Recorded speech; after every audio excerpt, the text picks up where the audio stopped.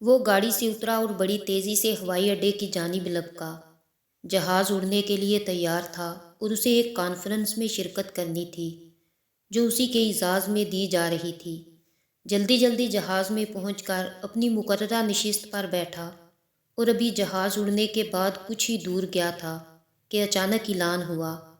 آسمانی بجلی کے کڑکنے اور تیز اور طوفانی بارش کی وجہ سے انتظامیہ آلات میں خلل واقع ہو گیا ہے، لہٰذا جہاز کو نزدیک ترین ہوائی اڈے پر اتارا جا رہا ہے۔ وہ جہاز سے اترتے ہی ہوائی اڈے کے عملے کے منتظم کے پاس پہنچا اور گویا ہوا، میں ایک جانا مانا عالمی متخصص ڈاکٹر ہوں۔ میرے لیے میرا ایک ایک منٹ انسانوں کی جانوں کے برابر قیمت رکھتا ہے، اور آپ چاہتے ہیں کہ میں یہاں 14 گھنٹے ہاتھ پر ہاتھ رکھ کر بیٹھا رہوں؟ کارکنوں میں سے ایک بولا، جناب ڈاکٹر ذیشان صاحب، اگر آپ کو زیادہ جلدی ہے تو ایک گاڑی کرائے پر لے کر اپنی منزل مقصود تک پہنچ جائیے۔ یہاں سے گاڑی میں وہ مقام 3 گھنٹے سے زیادہ دور نہیں۔ اس نے ایک گاڑی کرائے پر لی اور اپنی منزل مقصود کی جانب روانہ ہو گیا، لیکن یہاں بھی قسمت کام نہ آئی۔ موسلا دھار بارش اور جکڑ آڑے آئی اور وہ سفر جاری نہ رکھ سکا۔ ابھی یہ راہ میں ٹامک ٹوئیاں مارتے پھر رہے تھے کہ احساس ہوا راستہ گم ہو گیا ہے۔ نا امیدی کے ساتھ آگے چل ہی رہے تھے کہ اچانک ایک چھوٹے سے گھر پر نظر پڑی۔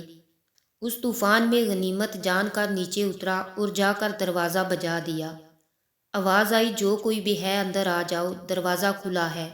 اندر ایک بڑھیا زمین پر جائے نماز بچھائے بیٹھی تھی۔ اس نے کہا، ماں جی اجازت ہے، میں آپ کا فون استعمال کر لوں؟ بڑھیا مسکرائی اور بولی، بیٹا کون سا فون؟ یہاں تو نہ بجلی ہے نہ فون، لیکن تم بیٹھو، سامنے چائے رکھی ہے، پیالی میں ڈال کر پیو، تھکن دور ہو جائے گی، اور کھانے کو بھی کچھ نہ کچھ رکھا ہوگا، کھا لو تاکہ اگلے سفر کے لیے بدن میں طاقت آئے۔ ڈاکٹر نے بڑھیا کا شکر ادا کرتے ہوئے پیالی میں چائے ڈالی اور پینے میں مشغول ہو گیا، جبکہ بڑھیا نماز و دعا میں مشغول تھی۔ اچانک بجلی کندی تو ان کی نظر پڑی، اس بڑھیا کے جا نماز کے بغل میں ایک بچہ کمبل میں لپٹا پڑا ہے، جسے وہ تھوڑی تھوڑی دیر بعد ہلاتی جا رہی تھی۔ جب کافی دیر بعد بڑھیا نماز پڑھ کر فارغ ہوئی تو ڈاکٹر نے کہا، میں آپ کے اس اخلاق اور لطف و کرم کا نہایت ہی مشکور ہوں، میرے لیے بھی دعا کیجیے۔ آپ کے اخلاق حسنہ اس بات کی خبر دیتے ہیں کہ آپ کی دعا ضرور قبول ہوگی۔ بڑھیا بولی، نہیں بیٹا، ایسی کوئی بات نہیں، تم راہگیر ہو اور راہگیروں کے ساتھ حسن سلوک کا حکم اللہ نے دیا ہے۔ میں نے تمہارے لیے بھی دعا کی ہے، اللہ کا شکر ہے کہ اس نے میری ہر دعا سنی ہے، بس ایک دعا کی قبولیت میں شاید ابھی کچھ دیر ہے۔ ڈاکٹر نے پوچھا، کون سی دعا؟ بڑھیا بولی، یہ جو بچہ تمہاری آنکھوں کے سامنے ادموا پڑا ہے، میرا پوتا ہے، نہ اس کی ماں زندہ رہی نہ باپ، اس بڑھاپے میں اس کی ذمہ داری مجھ پر ہے۔ ڈاکٹر کہتے ہیں اسے کوئی مزی مرض ہے جس کا وہ علاج نہیں کر سکتے۔ کہتے ہیں ایک ہی ڈاکٹر ہے، بڑا نامی گرامی، نام بتایا تھا اس کا، ہاں ذیشان، وہ اس کا آپریشن کر سکتا ہے، لیکن میں بڑھیا کہاں تک پہنچ سکتی ہوں؟ لے کر جاؤں بھی تو پتہ نہیں قبول کرے یا نہ کرے۔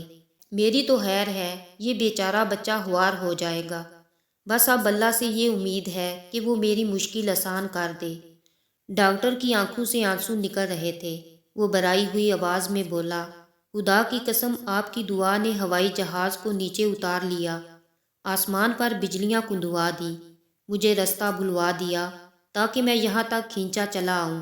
خدا کی قسم، مجھے یقین نہیں آتا کہ خدا ایک دعا کو اس طرح قبول کر کے اپنے بندے کے لیے یوں اسباب فراہم کرتا ہے